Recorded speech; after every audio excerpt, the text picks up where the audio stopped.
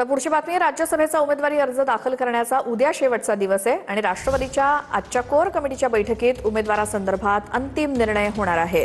राज्यसभेसाठी छगन भुजबळ यांची दावेदारी प्रबळ असून नवनीत राणांचा पत्ता कट झालाय।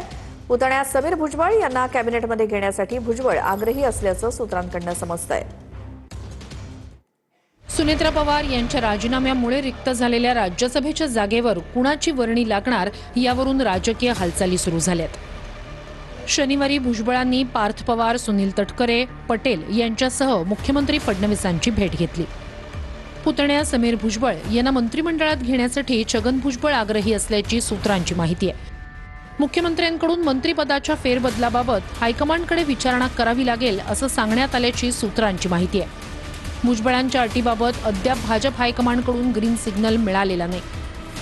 राष्ट्रवादीच्या राज्यसभेच्या या रिक्त जागेवर भुजबळांची वर्णी लागणार अशी चर्चा सुरू असतानाच भाजप नेत्या नवनीत राणा यांनी उपमुख्यमंत्री सुनेत्रा पवार यांची भेट घेतल्यानं नव्या चर्चा सुरू झाल्या होत्या। राज्यसभेच्या जागेसाठी प्रयत्न करत असताना नवनीत राणा यांची सुनेत्रा पवार यांच्याशी भेट झाली। मात्र राज्यसभेसाठी नवनीत राणा यांच्या नावाचा विषय संपल्याची प्रतिक्रिया सुनील तटकरे यांनी दिली आहे।